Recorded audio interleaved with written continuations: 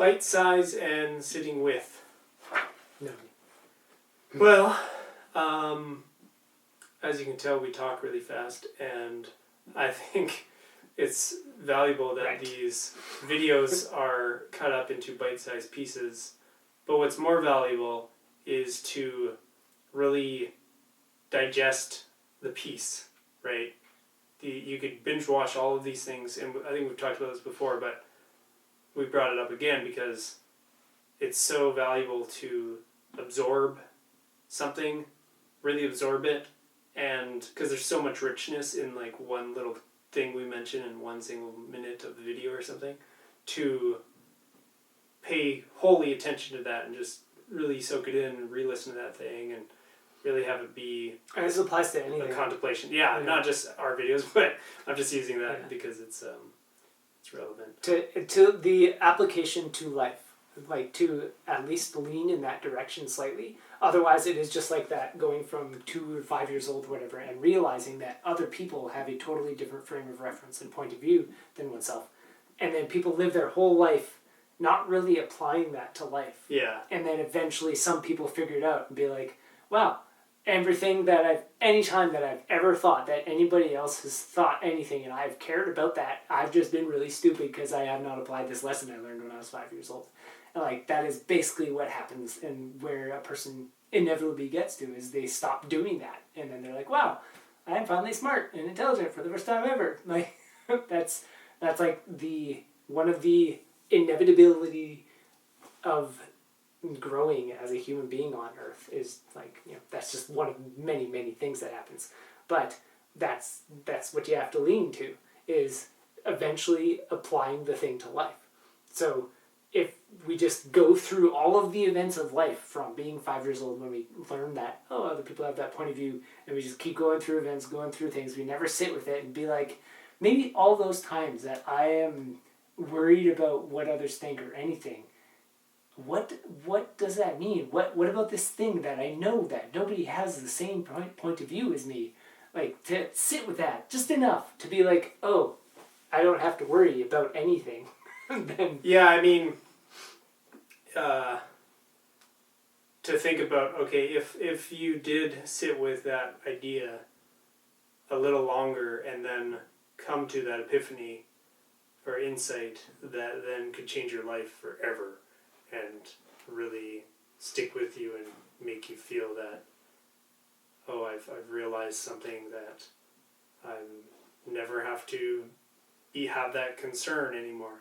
It's like that happened because you paid attention to this thing a little bit more than maybe you would have, at a kind of habitual, like, oh, I just gonna kind of listen and then like get rid of it. And it's like to deliberately like, go out of one's way to do that too. Yeah. Otherwise, it just ends up like all those stories of like, at a funeral, a loved one died or something, and the person has those 10 minutes where they're like, wow, there's more to life than this. And then they walk outside and they go, who stole my shoes? Yeah, like just the next day they're back to the way they were. And if you don't spend the next day and be like, what was that thing yesterday where I felt different and I had some kind of insight, and to not actually sit with it and see what it means and how you can be different, like how you can apply that to life and live differently from then on, then it's just a throwaway thing. It's just like another click of the phone, I'd like to add that, like, obviously for most people I'd say this does happen naturally with certain things, and probably things that you're interested in and that, have some sort of wisdom to them or insight or whatever, right? And you might stay with it longer because there's some natural attraction. But even things that, if say like you're listening to art videos and like some things you get and some things you don't get or whatever, go with the things that, do both, but the things you don't get might take a little more deliberate, like, I don't know why I'm revisiting this kind of again and again because I don't understand it. But that's what could maybe break the breakthrough to have some realization with it, instead of just, well, I don't get what they're saying, right? if you do revisit it deliberately with the understanding that, okay, I don't really, these words don't really make sense to me, but slow them down and whatever, and you can then possibly get insights that you wouldn't have otherwise. So it works with insights that you do get momentarily that are worth revisiting. Yeah, that you're like, that's genius, right? Or things that you don't. Yeah. So if you get an insight, when that insight goes away, or it fades, or a few hours have passed, and you're not as in the zone as you were in the moment ago, or you don't have that different perspective of the world like you did just a few hours earlier when something clicked and it was like, yeah, I just got something there. You figure that out, go back to it, see what it is, see how you can play with your own way of seeing the world and perspective and all that, and that's when you're going to understand. It's like, wow, I can actually just jump into this and change the way I live literally in a moment, or in a moment, like not in a moment, but I can live in a moment differently based on the way that I decide to live. And like, ta-da, you've now got some kind of insight that could have taken you several more major events to kick you into before you finally sit down and go, I can't take it anymore, and learn it. So just sit there and learn it. Which is like, why people make web maps or journals or anything like that, right? And I think we had a funny or conversation once or something where you're like, isn't what a journal is for is that you revisit it? Because like when you're writing it, you're just writing the thing, you're just kind of putting down your ideas, but unless you actually revisit them, then it's just this history that isn't it's just a document, or a documentation. It's just like if we film these videos, we can film them, but then unless we go back and actually make use of them, then it's like, well, we were there, but there's more stuff coming in. It's like venting or something. Yeah. Like just to get it out of the system. Like instead of writing a journal or recording a video or anything, you might as well just talk and then completely intentionally forget about it forever. Right. It's like, what are you doing? Yeah. And if anything, that makes you lose it more. Like if people vent in things, or if people write journals and don't revisit it, I just need to get that out of my system, or whatever it is. That means it's no longer in your system because you deliberately threw it away so you would forget about it. So now you don't have that thing to work with anymore. And it's very much like, in a way, yeah. It's right in line with things like consoling and stuff. It's like, let a person actually use the circumstances in their life to reflect upon and learn and grow from. Unfortunately, most people don't know how to do that. So then we go to these other routes that completely negate the ability for people to learn how to live.